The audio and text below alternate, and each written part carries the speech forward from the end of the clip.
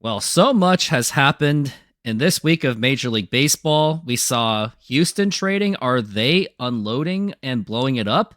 Got the Juan Soto big contract and tons of Mariners rumors, with the exception of they did get that third pick. So that is actually the first highlight of this entire Mariners offseason. And Trident, how are you doing? It's been, I think, about a couple weeks. And last time we talked, it was about Blake Snell, and I kind of had a meltdown about it. Yeah, 2 weeks, and the Mariners are in the same spot they were 2 weeks ago, same roster. So maybe we'll have some breaking news during this one as well that we had last one. Just all the breaking news never seems to pertain to the Mariners.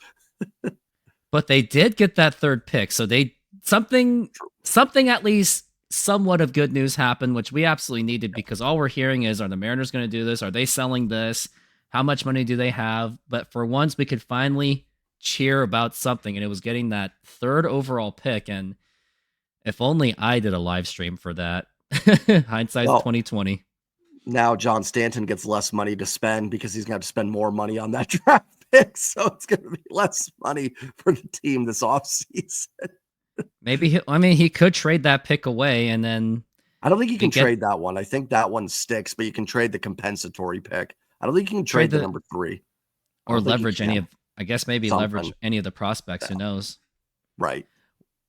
Well, anyways, before we get into this, just a quick word from my most beloved sponsor, SeatGeek. SeatGeek is a mobile ticketing app for sporting events, concerts, and other events. They make the buying experience easier by the app ranking each ticket from 0 to 10 to see if you are getting a good deal, and you can see exactly where you are sitting. I regularly use that app, and I have had nothing but a fantastic experience with SeatGeek. Use my promo code RoofTopSports to get $20 off of your first purchase. Link to the code, app, and website will be in the description, so take advantage, and thank you. And to all those that have been using my SeatGeek promo code throughout this entire year, I just want to say thank you for doing that. And if you haven't, there it is, RoofTopSports, and you do have reasons to use it if you're a Seattle fan, because we got the Seahawks playing against the Green Bay Packers.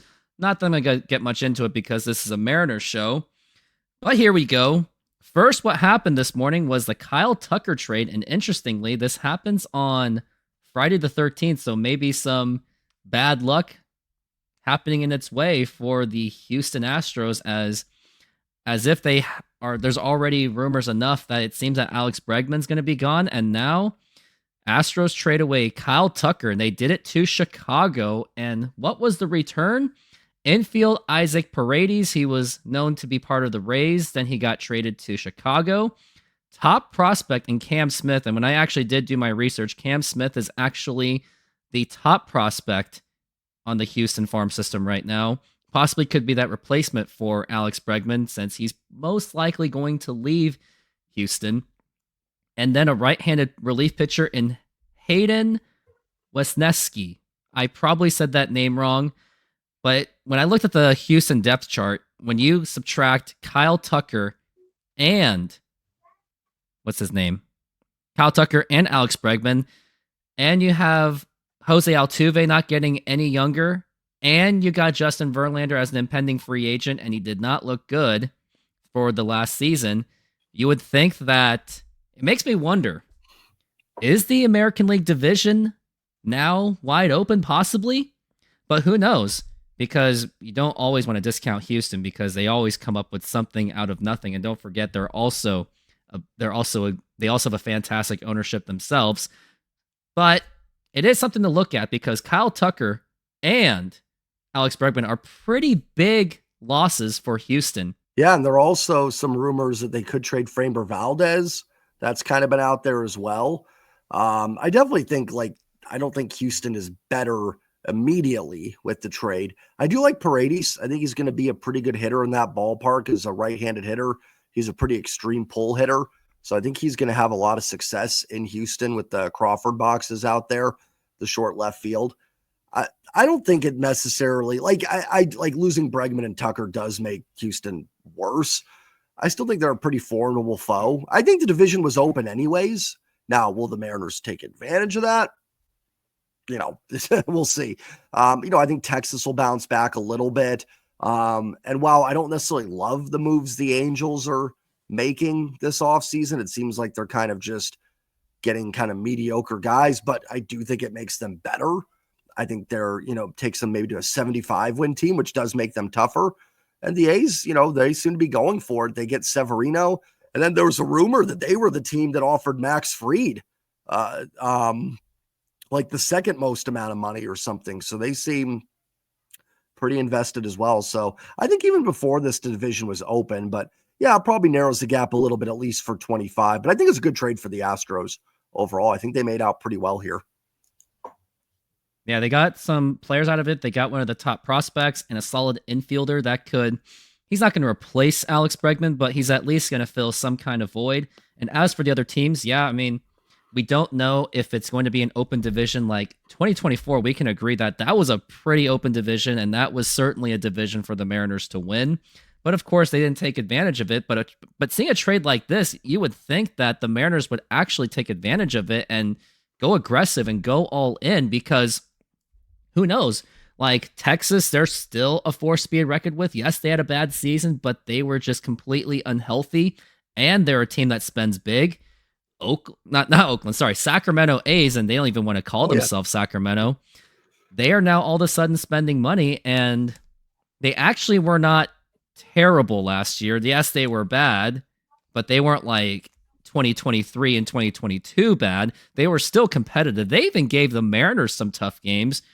So you would think that, is this a year that their young players gel together, and is Severino going to take them over the top to at least not only get above 80 wins, but maybe steal the division? Because we have all seen Oakland just sneak in out of nowhere to win that division. And Angels, yes, they've also made moves, but also got to account to, they also have young players themselves that even beat up the Mariners. I mean, then again, anyone, I guess, beats up the Mariners when the Mariners on the road anyway. So what I would say, if I were the Mariners, take advantage of it, especially if Houston seems to be rebuilding, unless they are reloading, but we don't know yet because we're still in December, not even in 2025, so a lot can happen. But until then, Mariners have got to take advantage of the fact that Houston kind of seems to be unloading, at least as of now. Now, going to opening day, they could look like a World Series team. I don't know, but at least they're trying to do something, because also the other reason they traded away Kyle Tucker is because he's also a possible impending free agent. So I think they also just wanted to get it over with. And for Alex Bregman, kind of doesn't help when Scott Boras is the agent. So I think that also plays a factor in why Houston's like, you know what, screw this. We're also going to let Kyle Tucker go because they don't want to deal. I wonder if Kyle Tucker's agent is Scott Boras himself. I don't think it is, but it's worth a look. Yeah, and they get their Bregman replacement in Paredes, so they got to feel pretty good about that. Yeah, I think it's more of a retool than it is a rebuild for Houston. I think they're just kind of moving some parts around. They probably felt like they weren't going to be able to re-sign Tucker, so get something for him. And again, I like the haul they got. I think, like I said, right off the bat, yes, I think they're a worse team today than they were before they made the trade immediately. But I still think they're formidable. And, I don't have all the numbers in front of me, but I would assume they're probably still the division favorites, at least by the odds. If you went to Vegas and looked it up, I would probably assume they still are. Not positive on that, obviously. So, but it is an open division. I really do. I think it's pretty wide open, pretty equivalent to the NFC West, right? It's open, and someone can step up and make the right moves and push the right buttons. I think it's theirs for the taking. I definitely think the A's and Angels are a little bit behind the other three teams. Like, I think it would take a little bit more than that. Like, I like Severino, but I think it's going to take a little bit more than Luis Severino to push the A's over the top. But they're certainly, like you said, they were a much more competitive team. And, hey, remember the 2015 Astros just kind of caught fire and took off without, kind of a year or two ahead of what people thought. So never know. Like I said, I'm not wild on the Angels. The moves they made are a little I don't get it, but it doesn't make them worse either. So, and they already kicked the Mariners' butt last year. So I guess it can't get much worse, but we'll see what happens. Yeah, absolutely. And I actually looked up Kyle Tucker's agent. He's actually not represented by Scott Boras, but regardless, it sounds like the the Astros still wanted to just get it over with, and I guess they like the return they got from Chicago, Cam Smith. Maybe he will be that Kyle Tucker replacement. I even looked up his ETA. It was within the next 2 years that he could be ready. So maybe this year they're just going to put in filler players and then get ready for, I guess, 26 or 27, unless, of course, Houston reloads now, which is also a possibility. Now we will move on to Juan Soto. I know we're covering national stuff right now because they were pretty big news, but Juan Soto, as you're not aware, but he did sign a huge contract with the New York Mets, which I was really shocked. I really thought the Yankees were going to pull it off, or maybe the Dodgers would have snuck in. Now, if the Dodgers imagine if the Dodgers and the Yankees got it, which I think it'd be baseball World War III between the fans and Major League Baseball. But I did want to point out that I noticed the difference when the Dodgers signed Blake Snell. Everyone had like a nuclear meltdown. Everyone was calling for a cap space. Everyone was like, Dodgers this, no fair. Why can't we have nice things? Even including a reaction from myself. I traded Luis Castillo. Oh no, great. What am I going to do? What are we going to do? Are we going to get... But here's what I got. Blake Snell. Now, the unfortunate... Sign with the Dodgers. Wait, is this a joke? No, he just like 10 minutes ago. What? During our show? No, he did not. Yeah. No, yep, you're right. That just destroyed my... Okay, you know what? I'm going to have to... What about Sasaki? Roki Sasaki? Is that how you pronounce it? You know what? I think we have to start from the top. That's kind of embarrassing. Like, how was I supposed to know about the Blake Snell? I mean, okay. It just happened like 5 minutes ago, so there's no All way right. Yeah, and crazy enough, I was actually featured on with that clip. Someone actually used it. I was actually part of the meltdown reactions, which I did actually feel flattered. They even added some like video game tune when I had that reaction when you said, oh yeah, he signed with the Dodgers. But the point is, like, yeah, they were calling for cap space. They saying more hateful things on the Dodgers. But when the Mets signed Juan Soto, it seemed that more fans were laughing at them because, one, it's the Mets, and they're not a team that necessarily does well, and yet they have one of the richest ownerships in baseball right now. But yeah, that's the thing. When Dodgers do it or the Yankees do big signings like that, they call for cap space, call them the evil empire, but then when it's the Mets, they laugh at them for spending a lot of money, and it seems the whole cap space doesn't seem to be an issue. So that's just my thought. Is I just happen to notice that there's a little bit of hypocrisy on baseball fans where they seem to be selectively criticizing and choosing who they want to cherry pick against, especially when it comes to issues like, does MLB need a cap space? So I just thought I just let it out before we get into Mariners baseball. Any thoughts on Juan Soto, cap space issues, Dodgers, evil empire? Yeah, for the record in that video, we were not hating on the Dodgers, but I know a lot of people that they used were people hating. We were just more, we hate the Mariners more than anybody. So we were not being haters, just for the record. We were just like, oh, wow, this just happened while recording. So we have no ill will towards the Dodgers or Blake. At least I don't think you do, for him deciding to go out there. So yeah, I'm with you on all that. And also, like, it just, I was going to joke that you didn't think Soto was going to come to Seattle. Why, how crazy of you not to think that? I'll put a Mariner spin on it. It's sad, but it's actually, good news. You got Kyle Tucker's out of the AL, and so is Juan Soto's out of the American League. So, the league is tightening. Maybe the Mariners are just playing some massive 4D chess here, and they don't have to get better. Everybody else is just getting worse. So maybe that's their ultimate 4D chess move to win this thing. They're going to save money and just win the AL by default. I'm joking for anybody taking that seriously, but hey, that is the one Mariners positive spin on it, is he is out of the American League. That's sad that's what we have to kind of celebrate, but that is a positive that Soto is no longer in the AL. That's all I've really got on it. And he did chose a team that typically chokes in the playoffs, so I guess there's a positive there. But speak of that video, which we might as well get to that, where you did bring up the idea of Roki Sasaki, and there was, I guess, a rumor of the Mariners going for him. Seattle Sports actually reported that this was on December 10th. Yeah, we're very behind on it. The Mariners are planning a full-fledged recruiting pitch for Roki Sasaki that is expected to include Ichiro. Sounds very familiar. Remember back in 2018 where the Mariners kind of tried that same tactic on Shohei Ohtani, and then somehow out of nowhere, it just popped like a zit where the Angels were the ones that swooped in at the last second and got Shohei Ohtani. And now, given how good he's been, now we're thinking, man, I wish the Mariners got Shohei Ohtani, because imagine with him and Julio Rodriguez, Cal Raleigh, hopefully the Mariners don't make that same mistake and fumble it like they did last time. It seems that it was just because I guess they didn't fork up enough money. But if they do get Roki Sasaki, that does open up some possibilities on the trade of Luis Castillo, which we will get into in just a few moments. But what do you think of Roki Sasaki? Because that was one of your initial ideas, especially when Mariners getting Blake Snell was especially a huge pipe dream. And that contract that we just saw kind of proved it all.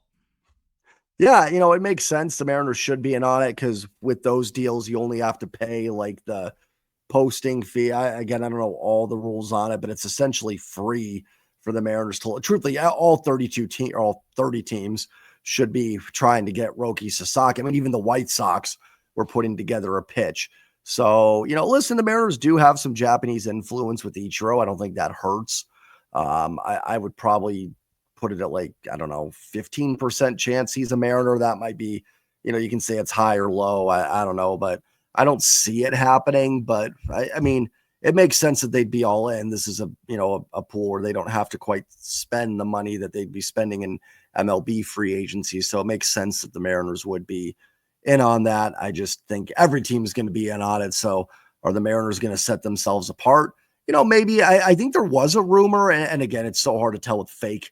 We were talking about this before we came on with fake accounts, but that he wanted to play for more of a mid-market organization and kind of wanted to be on a team where it could be a 6-man rotation. Now we'll talk about Castillo and all that, but I mean, maybe that gives the Mariners along with Ichiro a little bit of a boost. It would be great because it does free you up to then trade Castillo, get bats, and make the off season look respectable. It really would, but I do think that maybe the Mariners' odds would be a little bit higher if Kevin Mather didn't make it known that he was tired of paying his Japanese interpreter for Iwasashi Iwakuma. So I'm wondering if maybe that may play a role against them, because things like that stick to people for the rest of their lives. Does Kevin Mather care? Of course not. But for the Mariners' reputation, that's the branding. That's where it's hurt. And also, don't forget, John Stanton didn't really do much of anything. The only thing he did was just pressure Kevin Mather to quit. That was really it. But he didn't really make any kind of a statement to make it clear that Mariners were not all about that. It was just Kevin Mather running his mouth. So I know that's a very extreme concern, but it is something that somebody in the Japanese community may be looking at, that someone in the Mariners organization who once were known for getting Japanese players left and right. Back then it was Ichiro Suzuki, Kazuhiro Sasaki, Kenji Jojima, those kind of guys. And they got prominent players. Yeah, they didn't get Matsui because I think that was more of an Ichiro versus Matsui rivalry thing. But they were getting some of the top Japanese players. And of course, Ichiro is arguably the greatest Japanese hitter in baseball history. And it's only a matter of time he gets voted into Hall of Fame as a first ballot. But something to consider on Mariners getting Roki Sasaki. But I do think they should give it a shot, because if they do get him, it'll be easier to leverage Castillo, which I kind of feel bad using Castillo's name as a punchline at this point. But out of all the starters that we saw, and after doing my 62 Mariners podcasting live shows, watching Castillo was painful, because whenever he's pitching, you're always expecting a home run in the first inning, and it just kind of goes downhill from there. And he was just very inconsistent, and he had a horrible start. He did pick it up a little bit, but it was like too little too late. And also his contract now compared to Luis Severino, and they have pretty similar numbers, Now Castillo, I think, looks a lot more attractive in the market because Severino's much more expensive than Castillo. Now Castillo's considered cheap, and before the Severino signing, we were saying, man, that's pretty expensive for what the Mariners are paying. Yeah, I mean, I still like Luis Castillo. I'd prefer, in a perfect world, the Mariners just keep these 5 starters and go spend some money and get some guys in here that can help. But I just don't, and I've been against trading any of the starters, but I'm just starting to get to a point where I don't know how they can do anything this offseason without doing that. I mean, sure, you could trade Haniger and Garver. Okay. No one's going to take those contracts. The only way you're going to trade those guys, Garver might have a titch value if he can catch, but the only way you're going to trade Mitch Haniger is if you just trade a good prospect and attach him to it. So that's not going to help you get better in the short term. Trading Castillo can get you a bat. And then, like you said, if you Roki Sasaki, or there was even a rumor today, and again, there's so many rumors flying, that the Mariners were actually looking for pitching in return for Castillo, which would actually make some sense too, because they could look at it like, let's say you're trading with Boston. Maybe you're looking at Cutter Crawford and something else for Castillo, more than that. But I don't know. I'm just throwing names out there for Castillo. Then you can go sign your Christian Walker or whoever it is. And okay, now you filled in your back end rotation pretty nicely.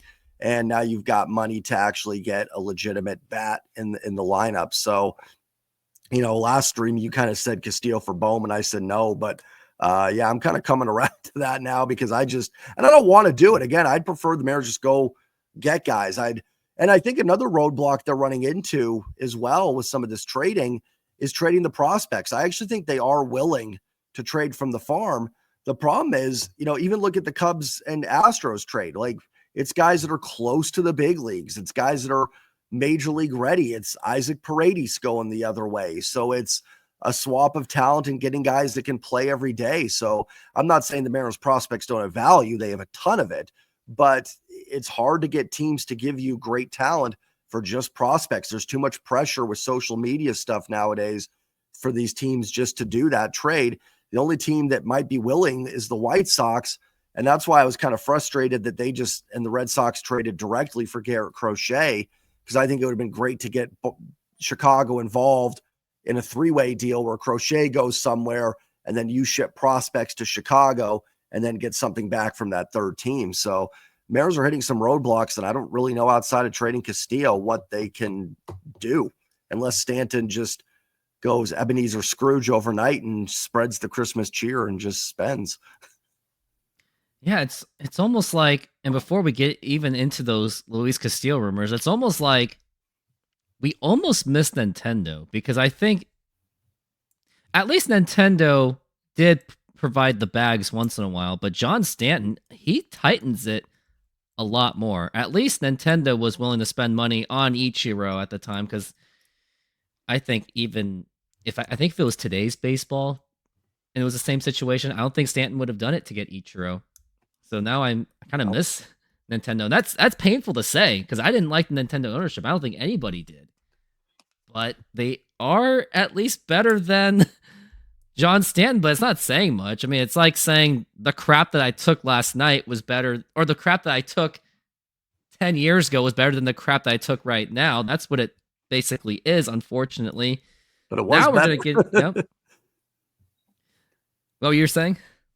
I was saying it was better, though. So even though it was better, it was crap. And some of this goes on Jerry, too. I don't want to I do want to just blame John Stanton, but like, there's things too with Jerry where they've backed themselves into a corner with some of their other moves that haven't worked out. So it's not, Jerry and Justin should be held accountable. I'm not talking to you. I know you have, but just saying to anybody listening, it's not just John Stanton, just as it's not just Jerry and Justin, but they deserve some of it too. They've put themselves in a spot where they've sat out off seasons where maybe they could have spent a little bit more. And then the moves they've made just have not worked out. The Winkers, the Polancos, the Wongs, the Fraziers. So they've kind of put themselves in a position where they're here as well. So, it's everybody. It's been a nice collective effort. I mean, we can also say, well, Stanton's the one that is allowing them to stay for so long. And I guess he does like Jerry Dipoto because Jerry Dipoto likes to be team contract friendly, and the profits are showing. So I guess he cares about just the annual reports. That's about it. But anyways, now into La Piedra, Luis Castillo, as there was a rumor, according to our friend Adam Jude. Now, be aware about Adam Jude, not about against him or anything, but some people put up fake accounts. Now, if you're wondering if it's fake, the fake accounts have like 2 or 3 underscores. Adam Jude only has 1 underscore. So just pay attention to that, because how sensitive is this offseason? But he did tweet that Mariners and Red Sox engaged in trade talks, as Ryan Divish and I have reported. Boston has been persistent in its pursuit of one of Seattle's starters, Luis Castillo, as it's clear that Boston does need starters. For Tristan Casas deal seems to make sense for each side. My reservations on Tristan Casas is, then you have to find someone to get someone on third base. And when I looked at the free agent market on third base, it doesn't exactly look attractive. So that means Mariners would have to leverage their prospects to try to get that third base. But then, like you said before, if they're not MLB ready, unless it's Cole Young, then why would any of them do it? And for Tristan Casas, he's a first baseman, and we know that the pressing needs are more for third base than it's first base. But nothing has really happened yet. But the funniest part was when we saw so many Boston fans felt insulted, like, how dare you offer at least a good starter for Tristan Casas? How dare you? Many Boston fans were offended by that rumor. Yeah, it was kind of a funny back and forth. I like Tristan Casas. I think he's a good hitter. I would probably be willing to do that trade, Castillo for Casas. I don't love it because some things you said about first base, versus third and second, but it does fill a need the Mariners have right now at first base. It gives them a hitter that's got some club control left here. That's a left-handed bat in T-Mobile, and everything like that. And if you can go out and get another starter, even if it's just someone is like Jose Quintana, a free agent, or someone like that, just someone on the back end, then I could deal with it. So I would not do Kirby or Gilbert or Wu or Miller for Casas. But Castillo, I think I would I think I'd be willing to bite the bullet on that. I shouldn't say bite the bullet. I think it's a fair trade. I think it's a fair trade both sides. I don't think I wouldn't sit there and say, wow, the Mariners got a steal or Boston got a steal. I think it's a trade that would literally just make sense for both sides. It would make both sides where Mariners would actually save a pretty good amount of money. So maybe they can make some moves or make some good leveraging moves, but who knows? I mean, if it does happen, I'm not going to say, oh, we're doomed. I'm going to say, okay, we got a bat. Hopefully it works out. But in terms of needs, they are more needs for third base than it is first base, unless they're going with that best player available approach. I don't really know. So I guess we will see, but nothing has really happened. And I guess for a point, if it hasn't really happened for a long time, I guess it may not happen. And regarding Castillo, I think he was also involved with conversations with Chicago, and maybe the name of Nico Horner was involved, but nothing has really materialized. But I would expect by the end of this year, something is going to be done, because Castillo has a big contract and the Mariners are going to have to find ways to get rid of him contract-wise, unless they can find a way to get out of the contracts of Mitch Garver and Mitch Haniger. But I do think that Mitch Garver, like you said, does hold that kind of value, because at least he can play backup catcher. Like, he can't, knock on wood, be any worse than Sebi Zavala.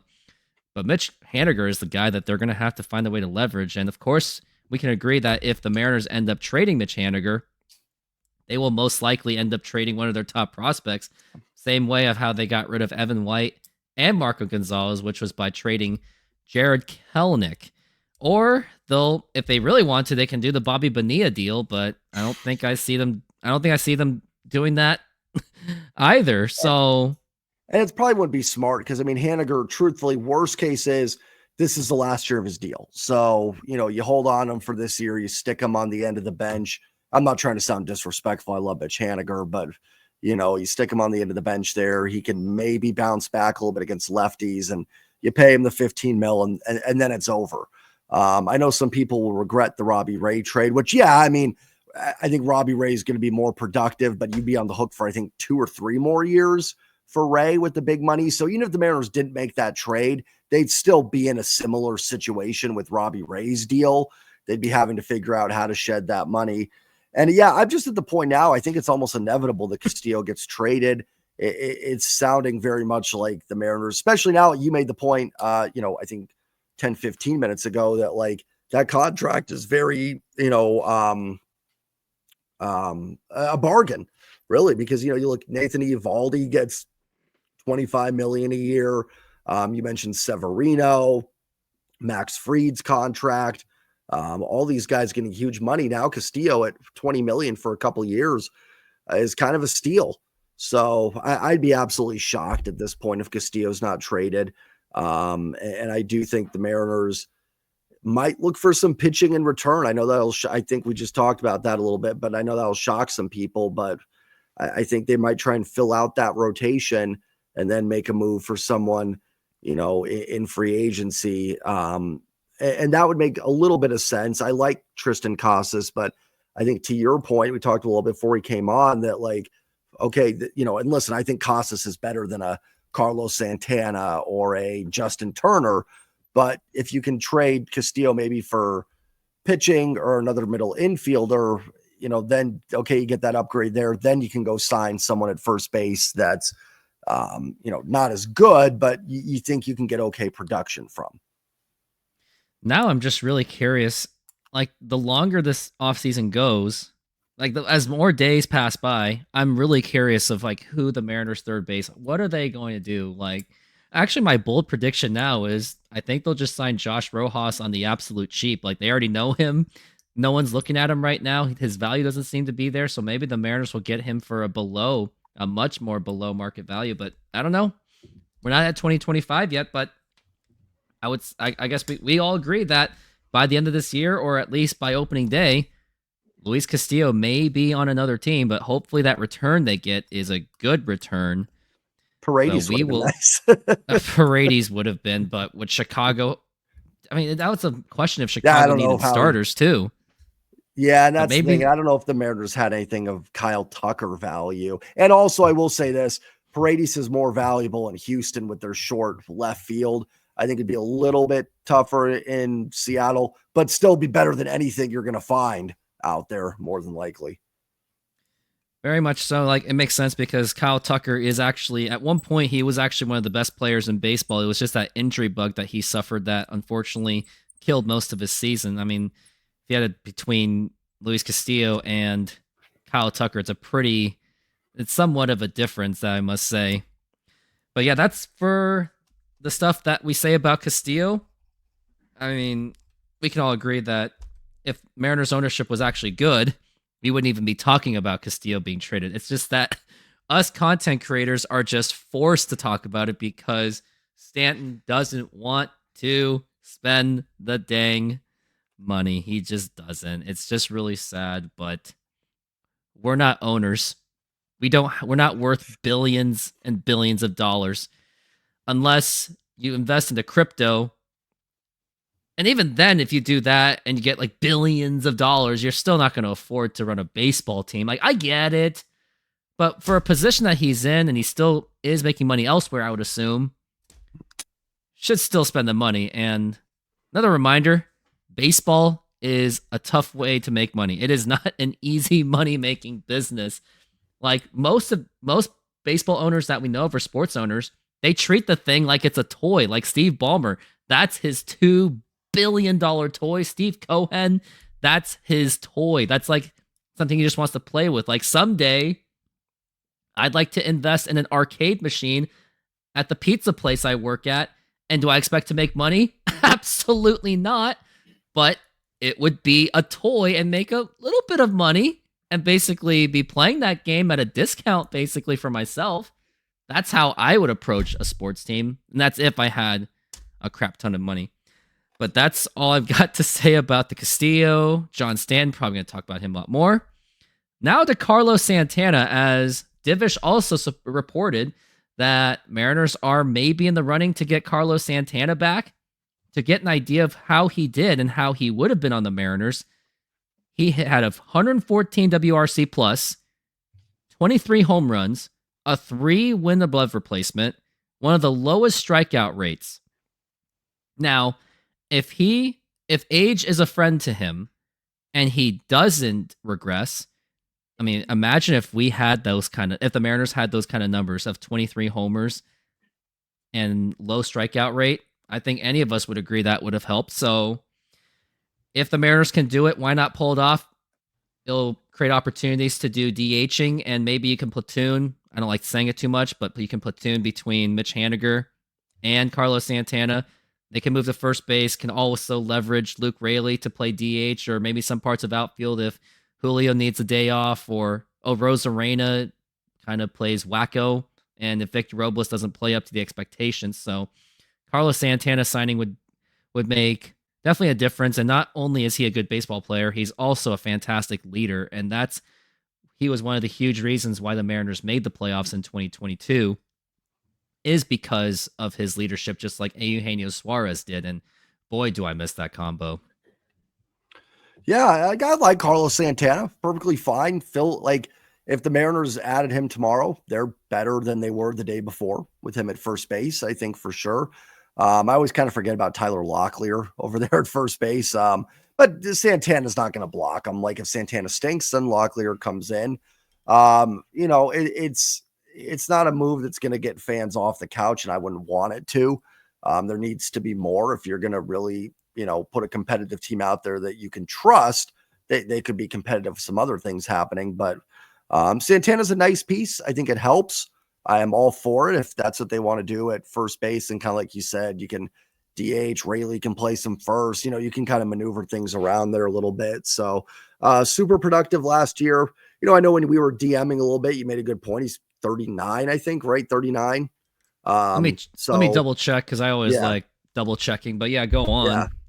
Yeah, so he's somewhere in that range. So you never know. Could be a drop off pretty quickly. There just sometimes comes a point where guys can't do it anymore. So there's obviously that downside. That would be the same, I would say, for Justin Turner as well. I'd prefer Santana, and I think that's why he'd be a little more expensive, just switch hitter and just a little bit better season last year. And, if he can produce what he did last year, then absolutely. If he can give you just a little bit, not a chunk of that, then you're in pretty good shape. So, good signing if they do it. Nothing though that I think should, if fans are frustrated, I wouldn't change that frustration just because they added a Carlos Santana, but it does make him better. He's going to be 39 by the time baseball starts. So that's something to consider, is the age. And a lot of Mariner fans out there are like, man, Carlos Santana, Justin Turner, we can do better than that, which I agree, but understand that unfortunately Mariners have a very cheap ownership, and they seem to forget that they have fans in Portland and some parts of Montana and Idaho. They seem to forget about that. And if you combine all those markets together, they're easily a top 10 market, but they act like as if they're in Seattle before Microsoft became a thing. That's how John Stanton thinks of Seattle. I guess he thinks that he believes that there is no Nintendo of America in Redmond. There is no Microsoft campus. There is no Amazon. That's what he's thinking of the Seattle when the Kingdome wasn't even built. That's the Seattle he's thinking of. That's what I'm seeing. Yeah, like I said, could they do better? Yeah, and like to anybody listening, I don't think either of us is trying to sit here and go like, oh man, like Carlos Santana, that's all you need, that's all you want. But we're looking at the Mariners' budget, looking at what they do, and Santana does help. Again, like what the roster is today is better with him on it. And you talked about the leadership as well, which I think will be nice to have in the clubhouse. Hopefully with this new coaching staff, you kind of be an extension of that a little bit. So yeah, it's like a deal that, I think it's good. I think it'd be fair. I'm assuming like $7.5 million, something like that. I'm all for it, but I don't think that you guys should buy your postseason tickets because of it either.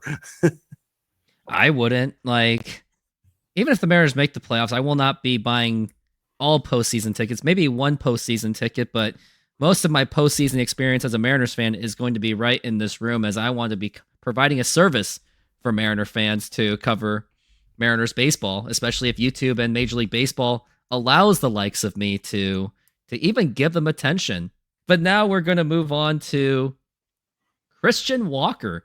According to, I guess, multiple sources, including a video made by Mariners Mojo, who I haven't really talked to yet, but hey, they're consistent.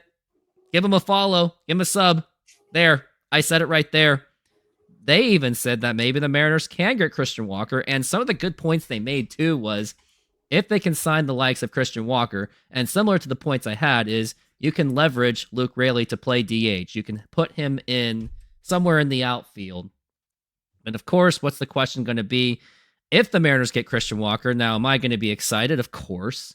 But he's probably going to be around a $20 million hitter. And of course, and if you do get Castillo, then that gives the impression that, like we talked about before, that Luis Castillo would be on the trade market. Now, to consider about Christian Walker, as good as a player he is up there in age, but I guess usually when it's a first baseman, it's not as big of a deal to be concerned about. Now, if it was a player regarding in his upper 30s or mid 30s, but he was an outfielder or a middle infielder, then yeah, that'll be concerning. But for first baseman, what you really want is just someone that can play decent first base and play a good bat or just hit the ball dang well, because that's what the Mariners need to get over the top, to get to the playoffs, and to hopefully get to the World Series.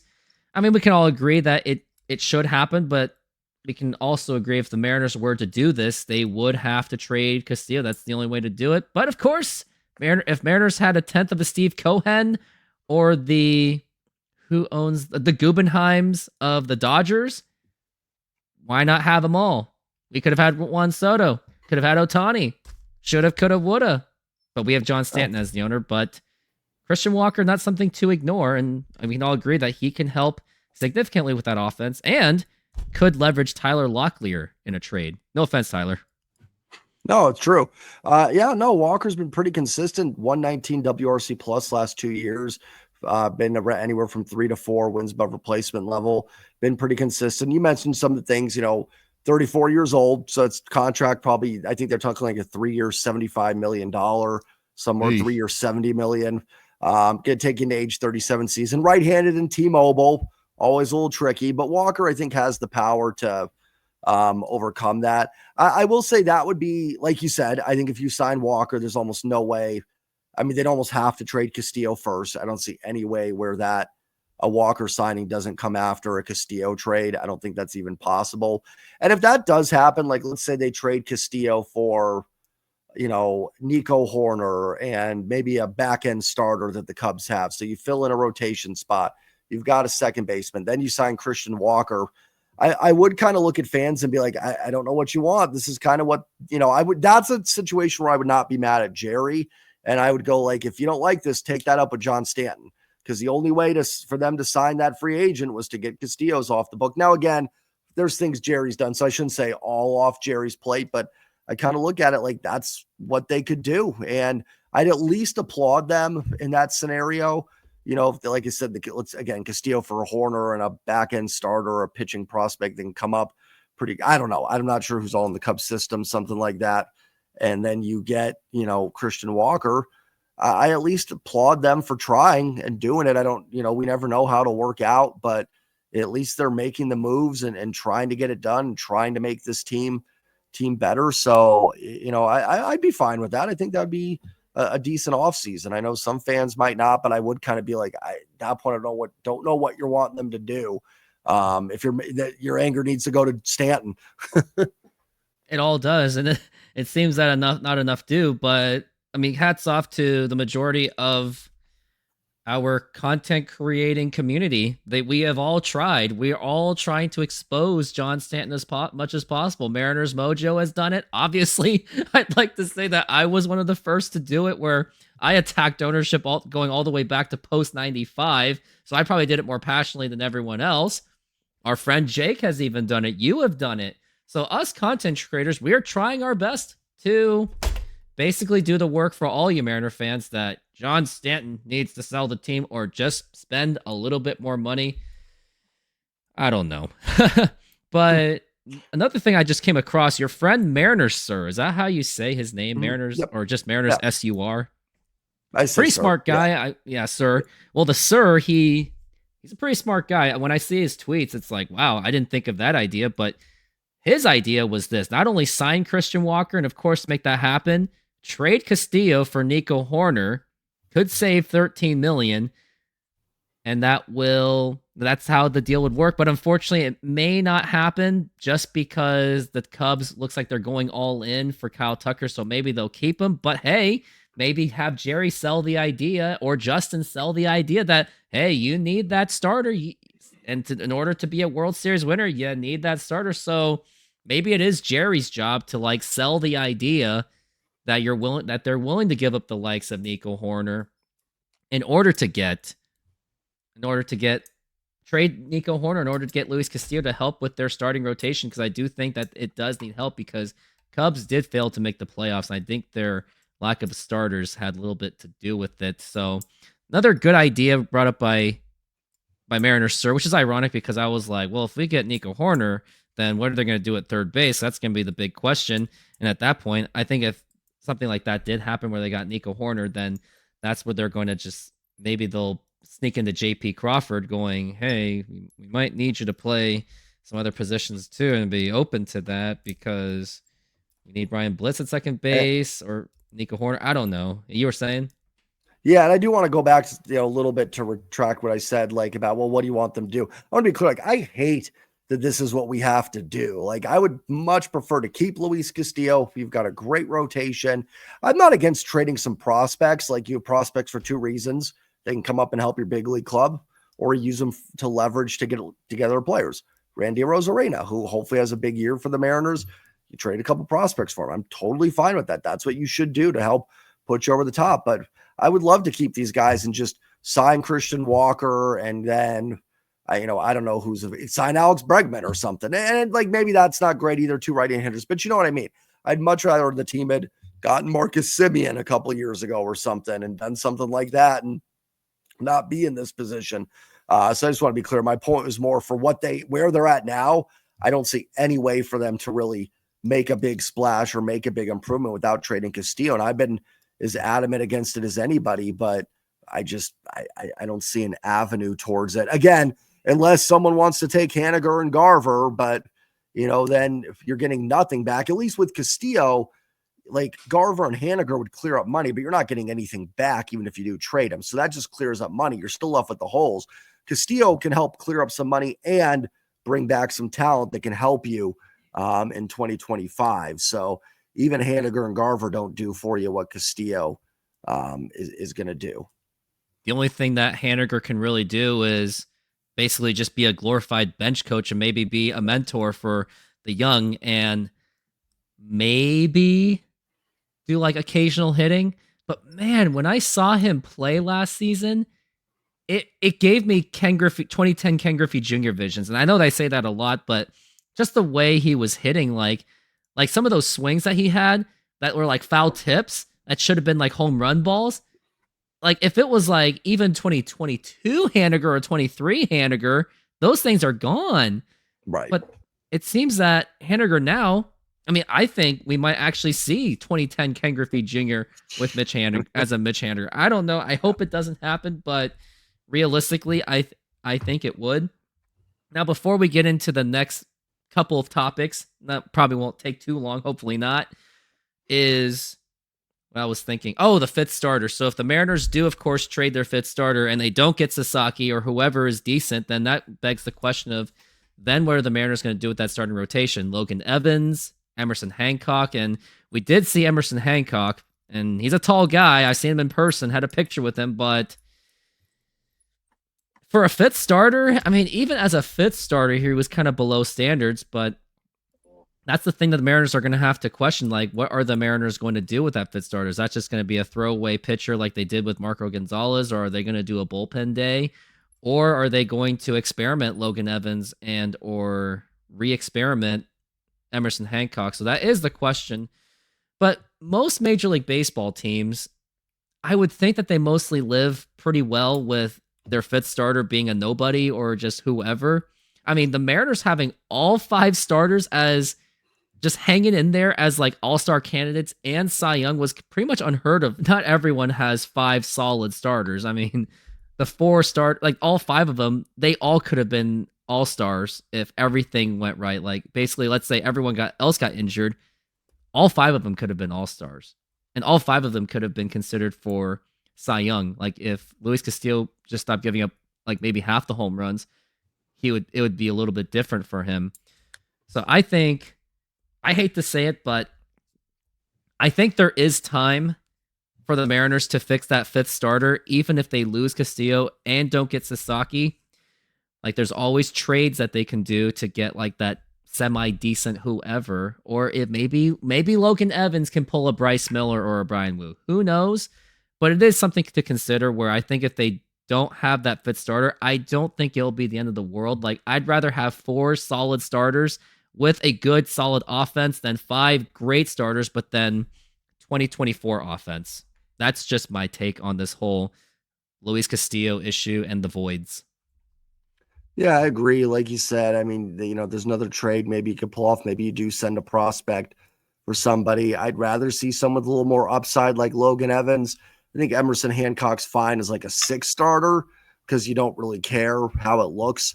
Like, 5 innings, 2 earned runs with 5 walks and 1 strikeout. Well, we just needed a spot start. So it's Tommy Malone. It's who is the other one? Jonathan Diaz. It's like I don't care how the sausage is made. Just get me the results.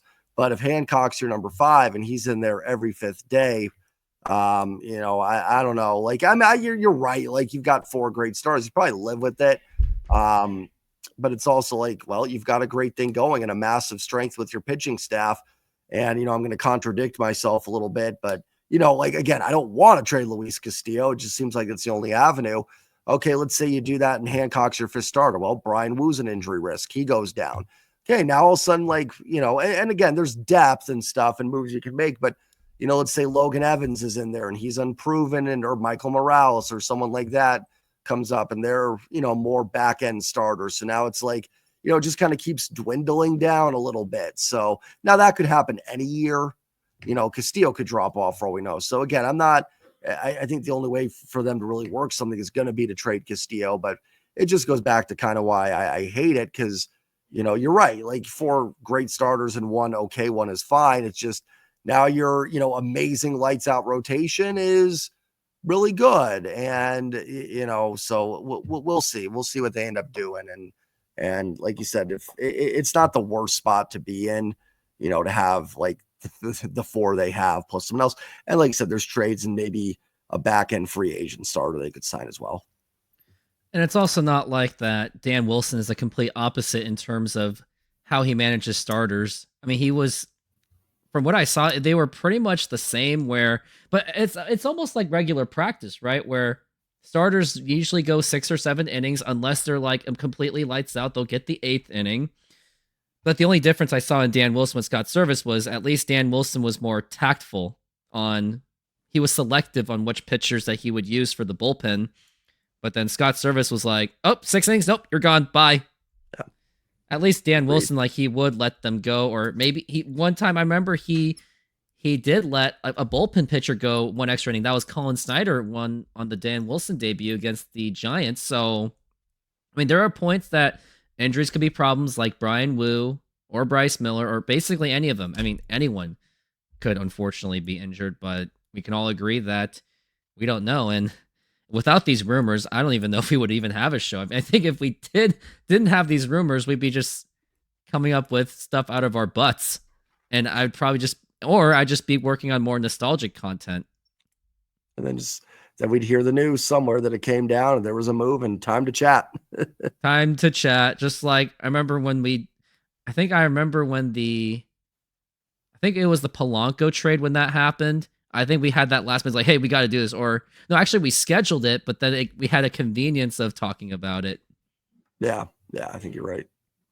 Well, that's going to be it. We had a lot to talk about, and somehow we got it within an hour, which is actually pretty amazing because sometimes we have gone over with like 3 or 4 things to talk about, or maybe even 2. We just went on and on and on. Helps when they don't make any moves. It kind of does. But why don't we close it with this? Well, second to close, Mariners did do something right. Something good happened to them in this week, and I wish I caught him on the live stream because I would have been like, holy crap, this happened. Mariners got the 3rd overall pick in the draft, and now maybe there's jokes saying, oh, maybe it's a good thing the Mariners missed the playoffs because they got the 3rd pick. Now, slow down. This 3rd overall pick is not going to be in Major League Baseball by the time he's drafted. It's not the NFL. It's not basketball. Like, baseball, for whatever reason, everything requires work. Like, for some reason, NFL, they can just jump in. Basketball, they can jump in. But baseball, it's a lot. Like, think like for hitting, because most of it's a mental thing. That's why. Like, physical, I guess anyone can be physical, but it's also about can they handle the mental aspect. But anyways, Mariners got that 3rd pick, and the funny part was Chicago got the 10th pick, and I guess that MLB draft lottery is weighted just like NBA, where it's basically anyone's game, and Mariners had only a 0.5% chance to get the number 3 overall pick. So, I mean, what was your reactions to it? Because when I saw the 3rd pick, I was like, what? The Mariners got the 3rd pick, and they barely missed the playoffs? And they got the 3rd pick? Yeah, I guess the White Sox weren't eligible because they had finished in the top 5 of picks last 2 years or something. So baseball seems to be kind of like, which I think is good. It's kind of cracking down on teams that are tanking a little bit. But yeah, massive 4D chess move again from Jerry. Misses the playoffs with a 10-game lead. Astros start selling, and now he's got the number 3 pick in the draft. So you can't kill the guy. He is unstoppable. But no, like, listen, it's good news, right? It's going to be an immediate prospect that's going to come in here, and whether it's Holiday or the pitcher from Florida State, I always mess up the names. Arnold, I think. It's Jamie Arnold, or Tyler Bremner, or Jace Laviolette. From Texas A&M, yeah. So I think he's gone because Angels need that outfielder because Mike Trout is pretty much Cincinnati Ken Griffey Jr. at this point. Yeah, but I mean, you're going to get someone in that group that's going to be an immediate top 15 prospect probably in your system from day one. So for a team that competed last year and was close to getting the playoffs, it's pretty cool to come out of this with the number 3 pick in the draft. So no, it's good news for a team that certainly hasn't had a lot for the fans. I certainly know it's not going to make too many fans jump around because it's someone, like you said, probably won't see until I think Jamie Arnold's probably the closest to Major League ready there. And that's probably maybe at the end of 26, start of 27. So, and like, I think we joked that now John Stanton's going to have to pay the draft pick more money. So you're actually, now we have even less money to spend because he wasn't expecting that. So Stanton's probably sitting there going, now I got to spend more money on this kid. So, but no, cool news for the Mariners, and it'll be fun. It'll make the draft a little bit more fun. I wonder if this could leverage Jerry Dipoto into trading the prospects. Now, granted, most of them are not exactly MLB ready, but maybe they do trade one of those prospects to get some kind of like impact bat, because it's not like 97 or 98 where Mariners had no backup plan on any of their prospects. At least the Mariners have a well-functioning farm system for the most part. Back when the Mariners, remember, they did that Heathcliff Slocum trade when they gave away Veritek and Derek Lowe, they had nothing to look forward after that. That's when they just basically traded everyone away, and they didn't really have much of a farm system plan. But Jerry Dipoto does. He has connections with the Dominican Republic and all these Venezuelan players. So it's not like it's the end of the world. It's not going to be like 2008 or post 97 where they have nothing to look forward to. Mariners do have prospects to look forward to. Like, look what they did with last year's draft. They loaded up on pitching in the draft, and maybe this year they'll load up on pitching and hitting, but I don't know. But looking at the top 3 picks, I mean, Nationals will probably get Ethan Holiday because they need anything. Angels, they'll probably get Jace. And it looks like Mariners will be torn between Tyler Bremner of UC Santa Barbara or Jamie Arnold of Florida State. So there are options for the Mariners to choose. Now, of course, they're not going to be MLB ready by then. Like, we're talking maybe 26 or 27.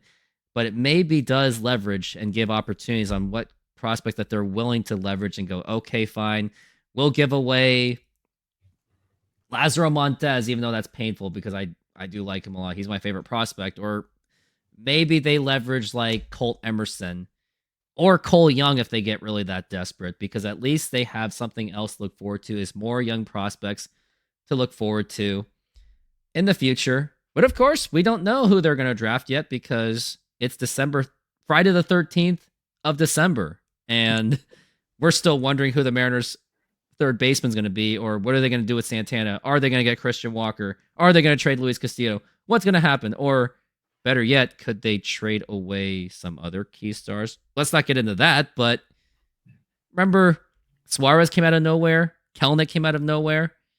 So I guess sometimes, for me, sometimes I just try to be thankful, like, well, at least we haven't traded away Kirby or Gilbert or Rosarena yet. That's kind of how I feel sometimes. Like, as long as they don't do that on some of the days, I'm like, okay, that's fine. But man, when they did that Suarez trade last year, my heart literally dropped. That was a tough one. That was and nothing back in return except I think one home run from Sebi Zavala. So not only that, but just nothing to show for it. Unfortunately so.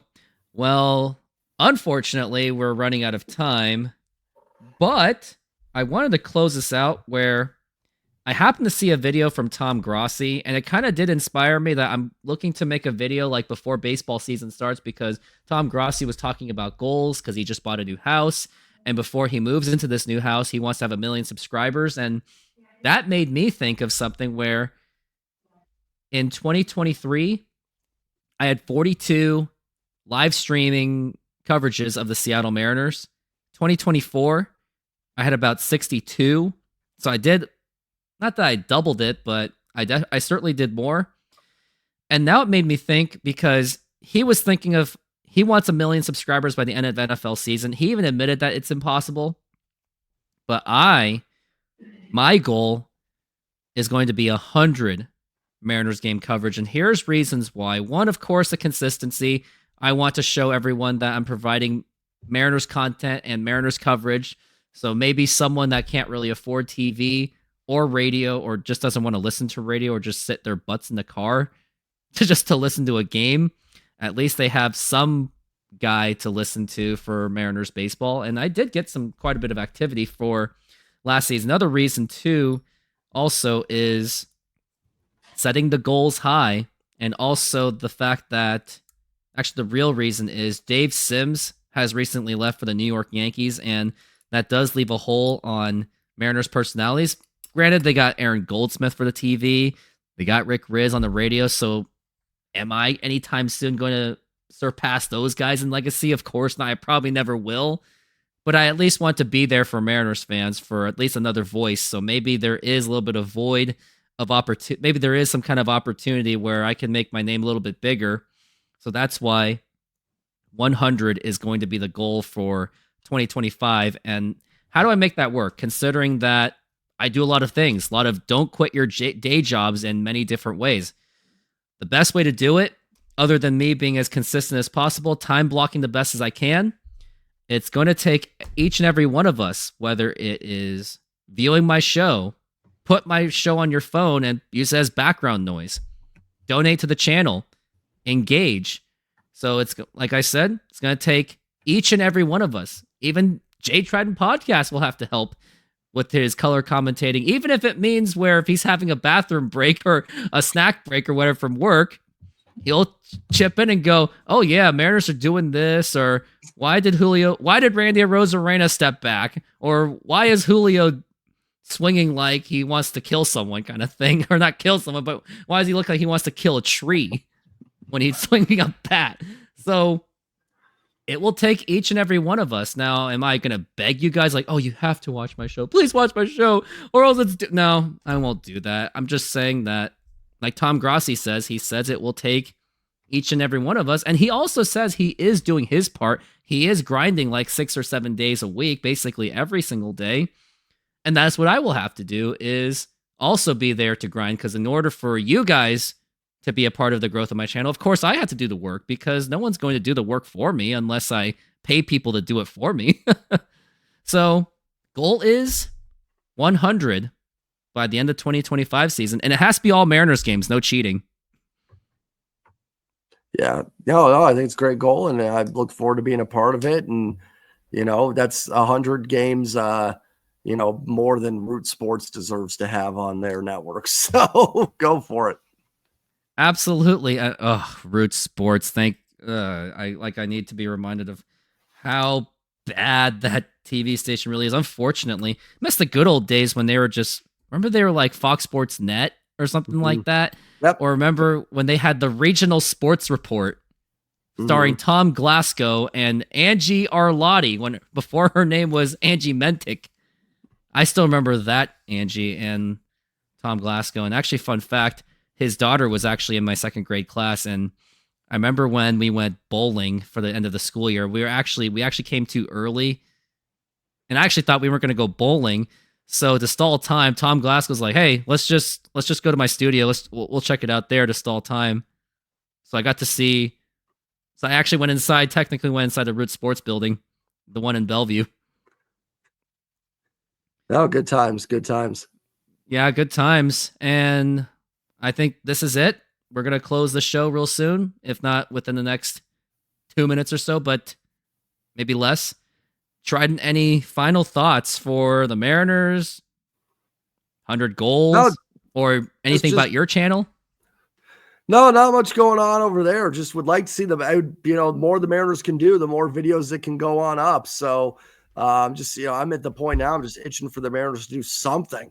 Like maybe I don't really want them to trade Castillo. Maybe I'm just so desperate to see something though. It's like I've got a deprivation going on. So just trade him so I can talk about something with this team. So even if it's a terrible move, just do something for us. So, but no, nothing really changing over there. I'll let everybody know if something does, but right now, just same old stuff, and obviously getting closer to baseball. So hopefully some more videos. And everyone, thank you very much. And remember, hit that subscribe button, like button, and also follow J Trident Podcast. Subscribe to his, and I'll even say it too. Raise the Trident, Locked On Mariners, Mariners Mojo, Marine Layer Podcast. Give them follows too, because I guess if you're following everything else, then I guess it creates a huge circle where our names will pop up too. Closing statement, painfully saying, go Mariners.